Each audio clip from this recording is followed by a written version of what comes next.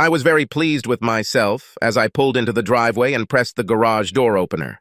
Addie's car was already in the garage, which was nothing new since she was always home before me. She was cooking dinner, and I was trying to decide if I should surprise her before dinner, during dinner, or maybe after dinner, when we sat on the patio and chatted about our day. Our 25th wedding anniversary was in 3 weeks, so I got busy and found a 2-week cruise. We both had a lot of vacation time left, and I couldn't think of a better way to burn off some of it than by spending 2 weeks on a romantic cruise. The timing couldn't have been better, as the last of our 3 children had just gotten married, and Addie and I were alone for the first time in 21 years. It's time to spice up our relationship, bring back the spark, or, to put it a little more crudely, have some hot monkey sex. It's not that there's anything missing in our sex life. We still manage to have it on average twice a week. But with kids around, it wasn't the spontaneous sex we had before we became parents. Feedings, and then school activities as the children got older, and then as they got even older, extracurricular activities. There were times when it was difficult, if not almost impossible, for us to find time for each other, but now those times are over.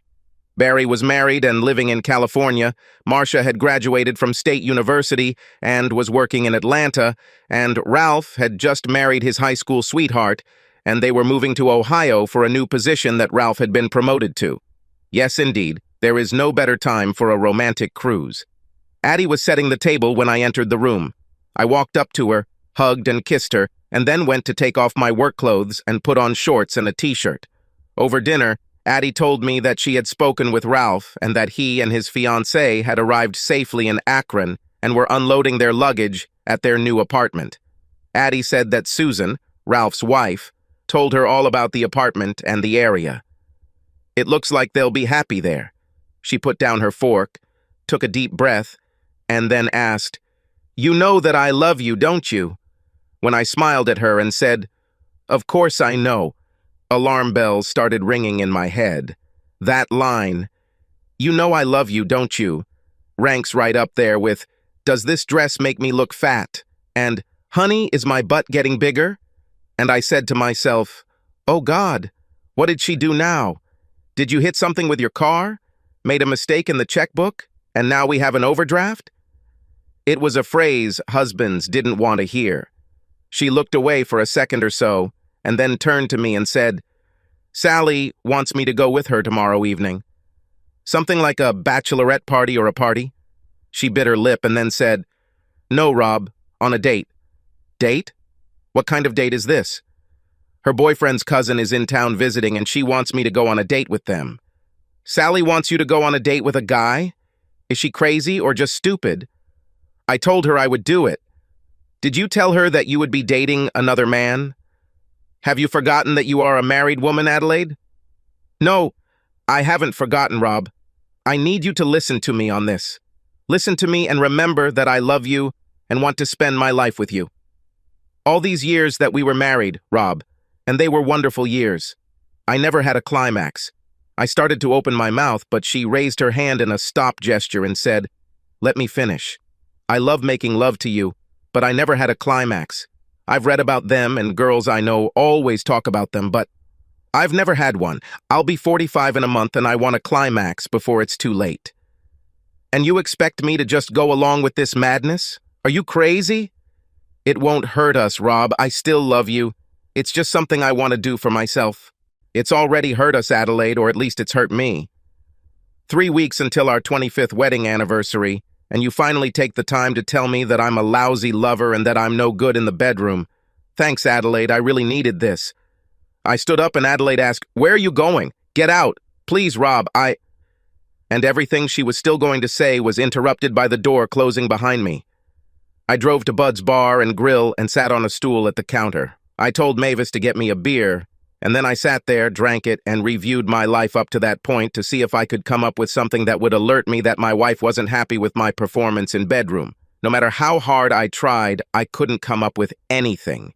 Neither Adelaide nor I were virgins when we met, and we took to each other like ducklings to water.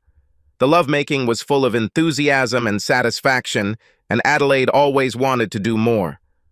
We had only been dating for a month when Adelaide asked me to move in with her, and then it was sex almost every night, and Adelaide seemed to really enjoy what I did for her.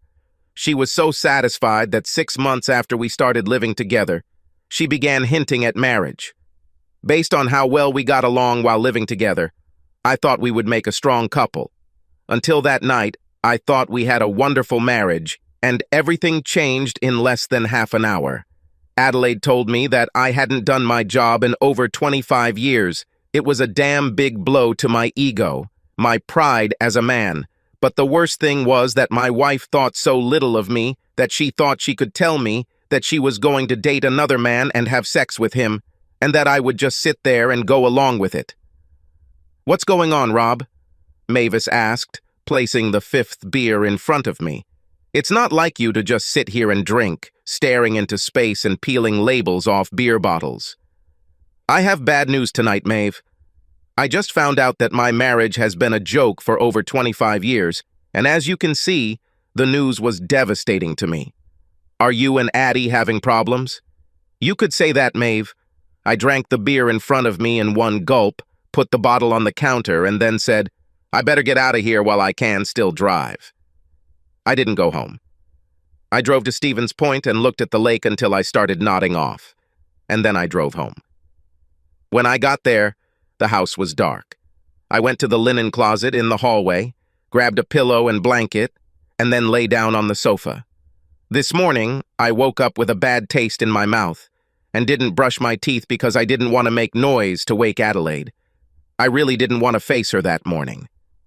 I left the house, had breakfast at the IHOP down the street from where I work, and then went to work. It wasn't a good day. I spent most of that time thinking about what I would say to Adelaide when I got home that evening. It didn't promise to be pretty. Adelaide's car wasn't in the garage when I got home, which was strange because she always got home before me. When I walked into the kitchen, the first thing I saw was the flashing red light on the answering machine. When I approached him, I saw a note on the kitchen table. It said, "Meatloaf in the microwave. Give him 3 minutes. Do not wait for me. Love you, Addie." I pressed a button on the answering machine, and a mechanical voice said, "You have 1 new message and 1 old message. First new message, Thursday, 5 to 17 p.m. And my sister's voice came to remind me that we were supposed to get together to discuss what we were going to get our mom for her birthday, and the voice said, "End of messages." I pressed the button again, and the voice said, "You have 1 old message, Thursday, 5 on a.1 p.m. "Hey, girlfriend," Sally said, "plans change. We'll meet at Tomasino's bar at 6 instead of the restaurant. Kevin looks forward to meeting you. See you." I stood staring at the car for what seemed like an eternity, but it must have only been 20 or 30 seconds, and then I walked over to the microwave, took out what Adelaide had made for me for dinner, and then threw it at the wall. It took me a little over 3.5 hours to pack everything I wanted and load it into my pickup truck, and I left the house at 10:35. I spent the night at the motel, had breakfast at Denny's, and at 8, I called my boss and told him I'd be back late. By 10 o'clock, I had cleared out all the bank accounts, cashed in 5 certificates of deposit, and canceled all but 2 of our credit cards, which I had in my name only. At 10:15, the power of attorney was sent by registered mail from the lawyer to Adelaide, along with a note saying that she should sell the house and take the money, since the amount would be equal to what I took. Adelaide's finances would be tight until she could sell the house. But fuck her. That's how I perceived it. Next stop was canceling my cell phone contract, and then I went to Walmart and bought a cell phone within 500 minutes. At 11:30, I was sitting in my boss's office. After he told me that Adelaide had already called 5 times trying to reach me, I told him I was leaving and told him why. He told me he understood, and then told me that his brother needed someone with my abilities and asked me if I wanted to move out of state. 3 hours later, I was on my way to Denver and working for Sam's brother Dave. At 6 in the evening, I stopped at the rest area, called my parents, sister, and children, and told them all that I had left and why. My sister never really liked Adelaide, and I never knew why, but it just felt easier to give her my number, along with instructions, not to give it to anyone for any reason. I didn't give it to my children because I knew they would give it to their mother, and I didn't give it to my parents for the same reason. They always loved Adelaide very much. I told them all that I would call them once a week. I told my kids straight up that I wouldn't tell them where I was or give them my phone number because I didn't trust them to keep it away from their mother, and they weren't very happy with me. I stopped by the Mississippi River long enough to take off my wedding ring and throw it as far into the moving current as I could, then got back in my truck and headed down I-70 toward Denver. When I got to Denver, I drove to my new job and checked in, then went looking for a place to live. I found an apartment close to work and settled there. Every Friday night I called my kids, parents, and sister to see how things were going. For the first 2 months, every call to the children ended with them begging me to call their mother. She was miserable, she was distraught, and she was hopeless. I finally told them that I had no intention of ever speaking to their mother again, and if they continued to pester me about her, I would call them once a month. My sister Bev never asked me to call Addie, but she told me that Adelaide kept begging her to connect Adelaide to me. I told her that nothing had changed, and I still had no intention of ever speaking to my wife again. My parents were the ones who really pissed me off, although it was probably my mom more than my dad. One Friday I called them, my mom answered, and we talked for a few minutes. I heard some noise in the background and then, "Rob," said Adelaide's voice. "Please, dear." I hung up and 2 months passed before I called my parents again. It was painful. I loved her for so long, and in fact, I still loved her, but I couldn't have anything to do with her after what she did. Gradually, over the following months, all mention of Adelaide disappeared. I never asked about her, and no one talked about her. I didn't worry about getting a divorce because I didn't see any point in wasting money. At my age, getting married again was out of the question, so I didn't need to be single again. If there was a divorce, it would be because Addie would go for it, and while she didn't know where I was to be served, her only option was to divorce me for desertion, and that didn't bother me at all. There were a few women around my age where I worked, and a couple of them showed interest in me, and I started dating. I behaved well on these dates because I thought it would be unwise to start something with a coworker. What if it didn't work? Working together would be awkward. On my third date with Jolene, she asked me what my story was, and I said, "What do you mean by my story?" By the end of the second date, I usually fight off the guy's advances, and here we are on our third date, and you haven't even tried to kiss me goodnight.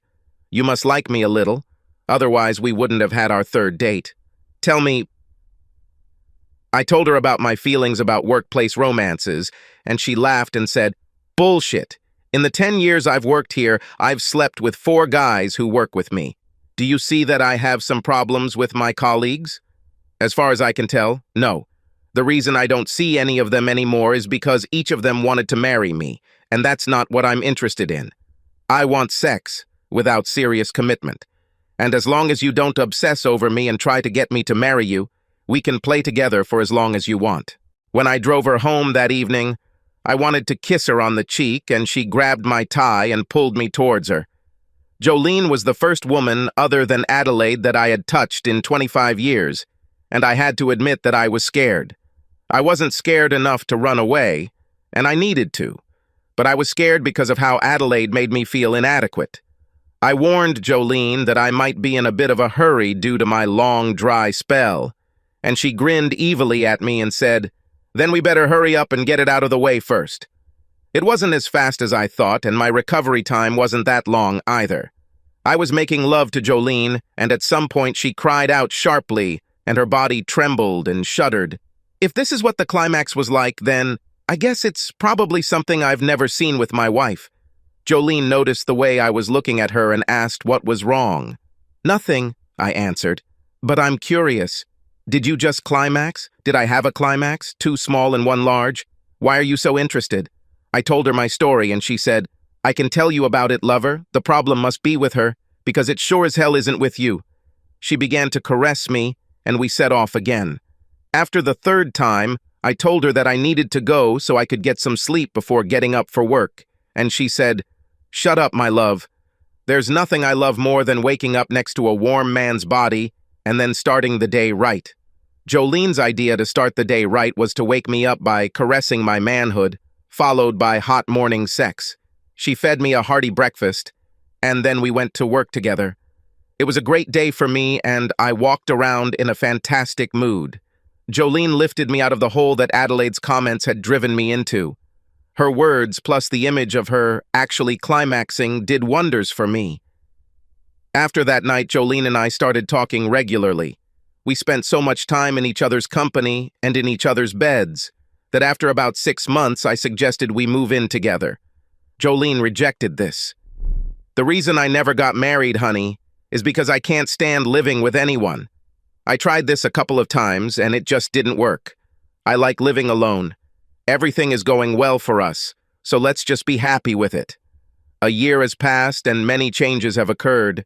Barry and his wife Nancy had a little girl, Ralph's wife Betsy was expecting a child, and Marcia became engaged. They all wanted to see me, and I wanted to see them. The problem was that I hadn't worked long enough at my job to accumulate enough vacation time to allow me to visit California, Georgia, and Ohio.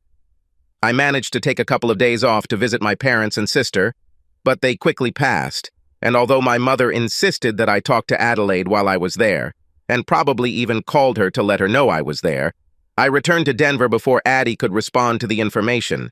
I was afraid to let them visit me. Once they know where I am, it will only be a matter of time before one of them spills the beans to Adelaide. I was trying to figure out what to do when things got out of my control. My sister called me and told me that our parents had died in a car accident. There was no way I could avoid meeting Adelaide at the funeral. She was very close to my mom and dad and will no doubt be at the funeral home and most likely at the wake to be held later at Bev's house.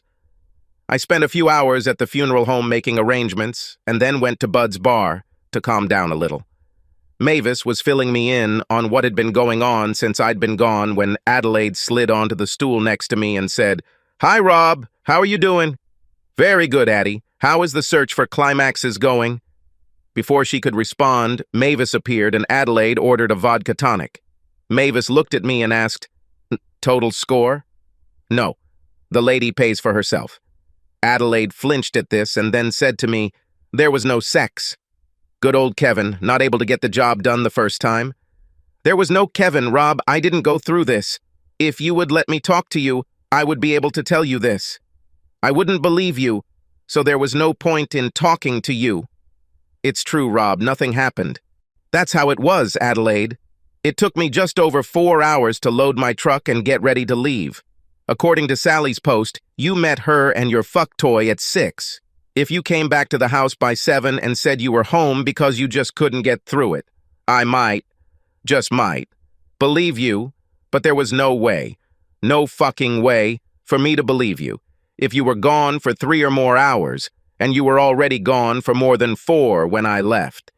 Even if I believed you, it wouldn't change anything. Our relationship had already died the night you told me what you were going to do. You didn't even have to have sex with Kevin to end our marriage, because by the time you met him, our marriage was over. You ruined our marriage when you told me what you really thought about me." "What are you talking about, Rob?" "You know exactly what I'm talking about, Adelaide." "No, I don't know. You showed me how little you thought about me when you told me what you were going to do, and then expected me to just sit quietly. It told me what your real opinion of me was, a spineless weakling that you could bully and force me to accept.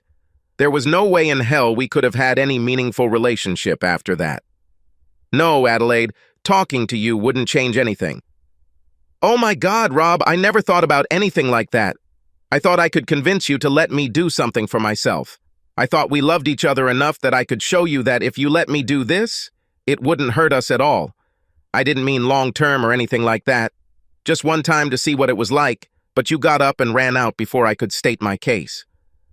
"Be serious, Adelaide. My reaction to what you told me told you everything you needed to know about how I felt about the idea, but you went anyway. What if Kevin hadn't brought you to climax? Who would you try next? How many more times would you like to try to get that climax?" "It wouldn't be like that, Rob. I swear it wouldn't be like that. You say it now, Adelaide, but it's after the fact, and I don't believe it. If you were willing to risk your marriage to try on Kevin, and given the slightest chance I would go along with it and he wouldn't, you'd think that if I let you get away with it once, I would probably let you try again. And even if I had given up on the second try, you would have done what you did with Kevin and just left again. If only there was one more meatloaf in the oven, and don't wait for me. What can I do to convince you that you are wrong about this? How can I convince you that nothing happened between me and Kevin? You can't, Adelaide. What you could have done, what you should have done, is come to me with your problems when you had them, so that we could work on them together to see if we could do something to solve the problems, but you didn't do this.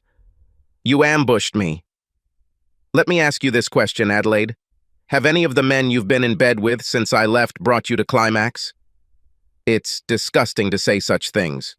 I haven't slept with anyone since the last time I was with you. Knowing how much you liked sex, oh yes, I believe it. Damn it, Rob, it's true. I came home and found you gone and it killed me. I fell to pieces and was hopeless for several months.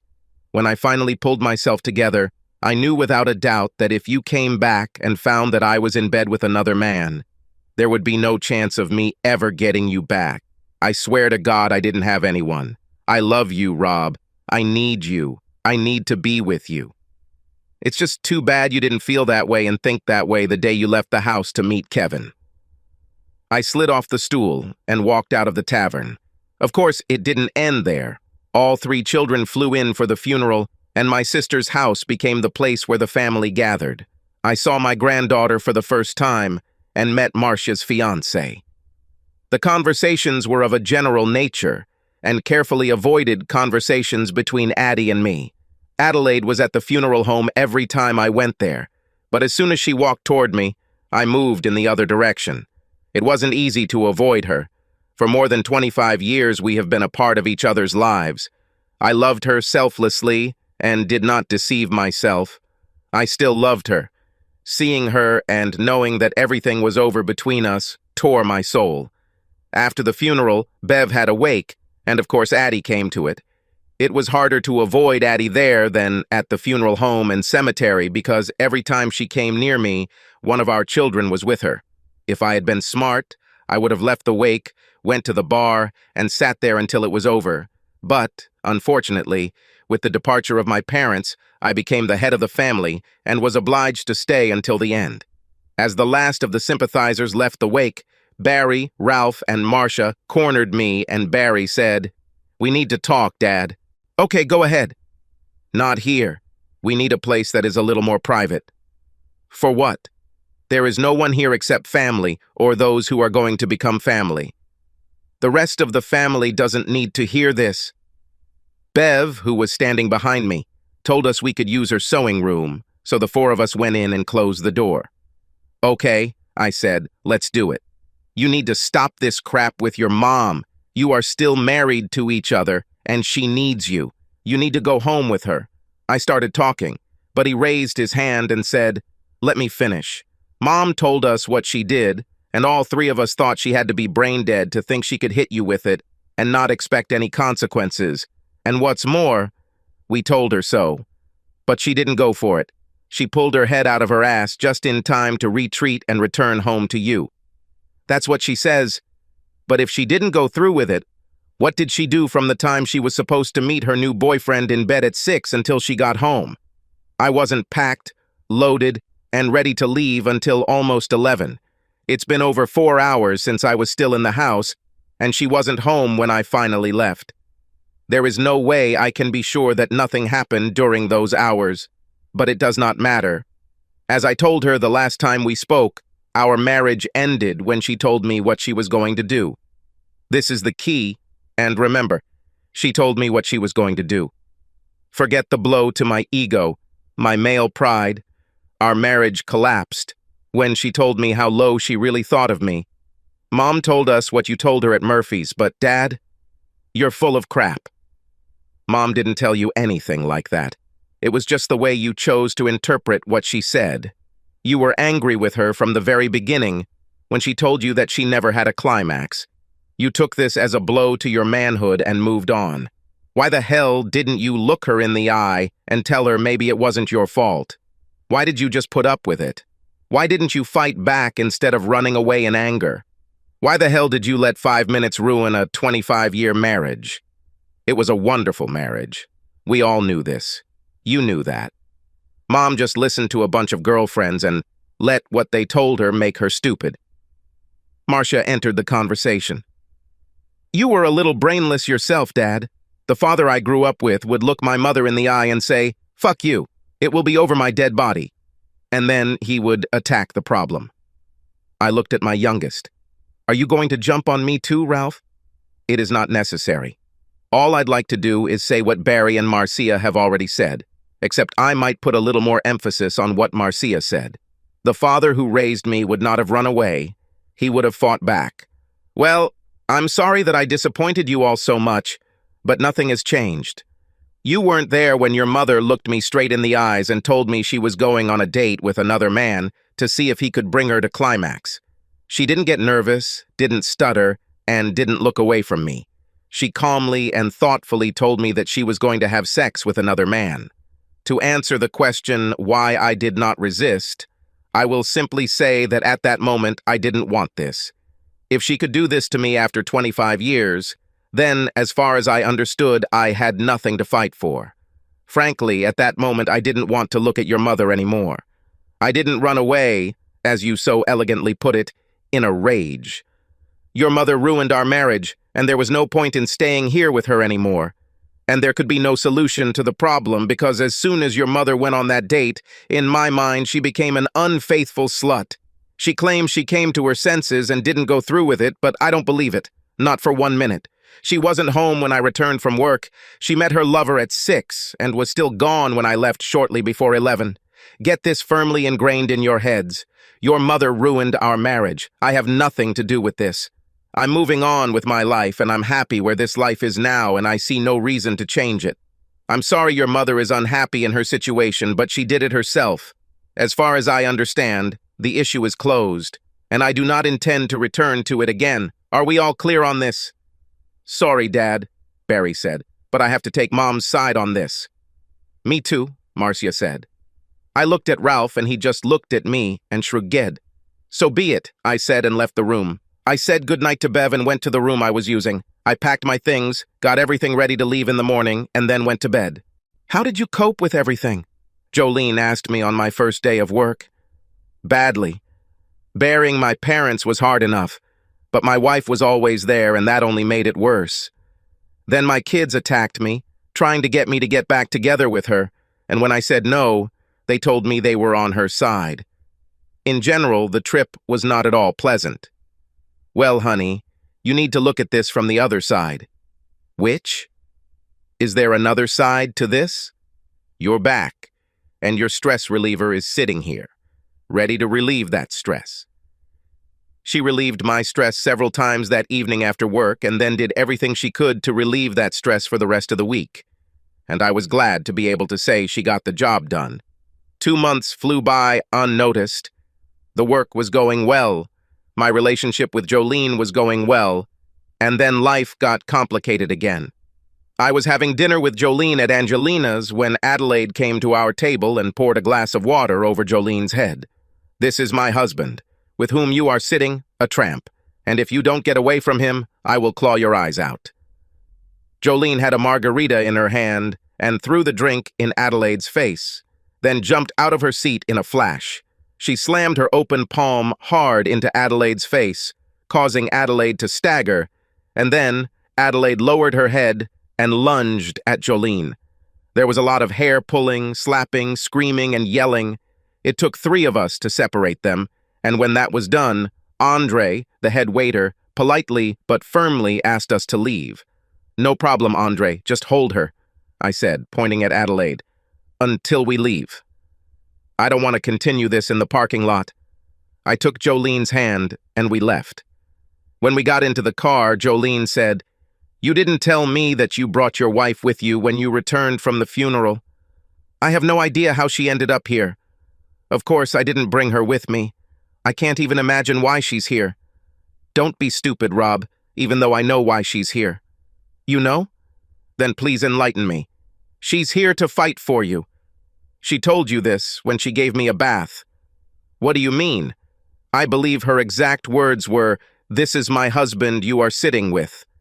And she put a lot of emphasis on the "my husband" part. She stated her rights in no uncertain terms. I do not believe in this. More than once I let her know in no uncertain terms that it was all over between us.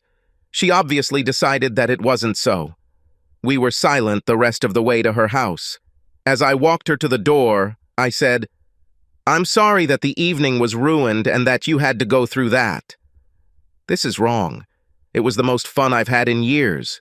She pulled me into the bedroom and said, "All we have to do now is give this night the perfect ending." She was wild and insatiable. Throwing water on her and starting a fight must have ignited something in her, and she continued to pester me until I could no longer answer her call. The irony when I thought about it was that she had gotten into an argument with a woman who told me I couldn't make her climax. But that night Jolene had more climaxes than I could remember. I fell asleep in Jolene's arms. In the morning, Jolene woke me up and we had fantastic sex again. When we finished, she propped herself up on her elbow and kissed me. "Thank you, my love. It was the perfect ending." "Thank you, baby. It was a pleasure. I won't be in the office today. I'm meeting with clients, so I won't see you until this evening." "Nothing else will happen, lover."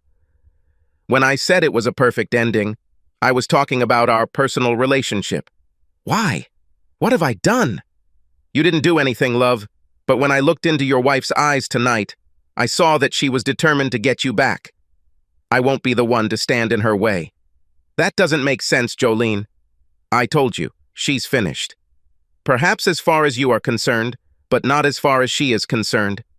She obviously decided that she would get you back, despite what you told her. I will not interfere with such strong love.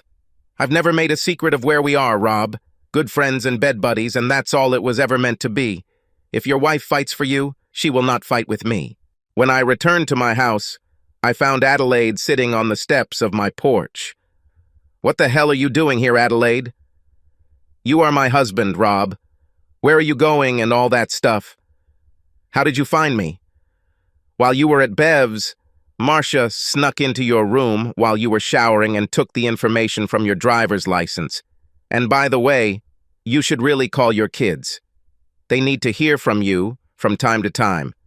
They made their choice at the funeral and they can live with it, but why did you bother coming here?" "I told you exactly how I feel about what happened. I noticed that despite what you said, you did not divorce me. Why waste money? I don't need to be single since I never plan to get married again. That's good because I would have fought it and all we would have achieved was helping two lawyers maintain their standard of living. Why would you struggle to keep someone in your life who doesn't want you? How about it because I want you? I loved you for more than 25 years and never stopped loving you. Okay, maybe I was being stupid when I thought that with 25 wonderful years tying us together, you would give me a little leeway in what I wanted to try. After all, it was just supposed to be sex. There would be no romance, and it would only happen once. If it hadn't brought me to climax 2, I would have decided that I was the problem. That's like saying that if you climaxed with him, the problem would be me, and in your opinion, I would become less masculine because I wouldn't be able to do my job. What if the climax was so wonderful that you just had to experience more of it? What then? I thought about these things, Rob, and that's part of the reason I never went through it. Call me naive or just plain stupid, but I honestly thought I could convince you to let me try it once and that it wouldn't hurt us. When I met Kevin, he was nice enough, but I got the feeling he thought I was just some married tramp having a good time and cheating on her husband. As the evening wore on, the thought kept lingering in my mind, and I finally realized that cheating on you is exactly what I would do if I went through with it. If you had said okay when I brought it up, it wouldn't have been cheating, but you didn't say okay. You just ran out of the house. I couldn't go through with it. When the dinner, drinks, and dancing were over, Sally suggested we all go to her house, and I told them I would meet them there, but I got in the car and drove straight home. I got there at 10:45, but you weren't there. I saw the sauce on the wall and the dinner I left for you on the floor. I thought you must have gone to the bar, so I sat down and waited for you to come home. When you weren't home at 3:30, I got up to go to bed. And that's when I noticed that your things were missing. I was blown to pieces. I did nothing but drink and dance that night, Rob. And I haven't had a man since the last time you and I made love. The problem is that I don't believe you, Adelaide. I'm ready to take a lie detector test, Rob. If you can find someone to do it, I'll even inject my arm with truth serum. And that leaves only two things. Complete nonsense because I thought you were a weakling, and that you were less of a man because you never drove me crazy until the climax. There's no way I could have spent 25 years with you if you were a spineless weakling. If this was what I thought about you, you would have seen plenty of evidence of it long before that night. Think about it, Rob. Could we have had 25 wonderful years if I had not loved and respected you as a man, husband, and father? The same applies to the climax. Have you ever thought that maybe instead of you not being able to give it to me, it was I who was not being able to have it? I wanted to see what it was like, to experience it for myself, and I asked you to let me try. I never once said that you were not courageous enough or that you lacked something. I just said that I never had one. Now I understand that it was an idiotic thing to do, but I was sure that in 25 years you would understand that I loved you and did not humiliate you. I love you, Rob. I need you. Please, Rob, please let me back into your life. My life is here now, Adelaide. Like mine, Rob. I quit my job, put my house on the market, and moved here. There was no way I could bring you back from 900 miles away. I looked at her for a few seconds and then said, I'm not promising anything, Adelaide, but maybe we can date for a while and see what happens. She rushed to me and started crying. You won't regret it, Rob. I promise you that you won't regret it. We met once or twice a week for about a month, and then it was 3 or 4 times a week. 4 months later, Addie moved in with me, and 5 months later, it was as if nothing had happened. She seemed to have made it her life's work to pamper me. We made love 4 and 5 times a week, and although I never brought her to climax, it was never mentioned. My relationship with my children is still a little strained. I'm not at all happy that they sided with their mother. I didn't expect them to side with me, but I at least expected them to remain neutral. Jolene and I are still good friends, and at our company picnic, she walked up to Addie and told her she was glad we were back together. They hit it off and started having lunch together a couple times a month. We even go dancing from time to time with Jolene and whoever happens to be her current bed buddy. It was one of those nights when I was dancing with Jolene and she said, "Are you glad I kicked you out of my bed?" Very. I knew it was right. She's obviously good for you. You've become much calmer since you got back to her. Adelaide. I watched Rob dance with Jolene and thanked God for the 1,000th time that my gamble had paid off. I prayed that Rob wouldn't accept my offer to take a lie detector test. There was no way in hell I could have gone through with it because that night I went to bed with Kevin and we had sex 3 times before I got home at 2:30 in the morning to find Rob gone. Kevin didn't bring me to climax, nor did most of the dozen or so others who followed him. 2 of them were good, and while I enjoyed them, they couldn't replace the love I received from Rob on a regular basis. A 1.5 years wasted looking for something that had already been found once turned out to be not worth the search costs. When the music ended, I saw Jolene lean over and kiss Rob on the cheek, and as they walked back to the table, I thought how lucky I was that she was the woman she was. If she was the type who wanted to get married, I definitely wouldn't bring Rob back. But I did get him back, and it would be a cold day in hell before I let him go again. Subscribe to our channel so that your second chaff doesn't cheat on you, and go ahead and listen to the next story, because this story is nothing compared to the next one. If you're under 18, don't even think about listening to the next one.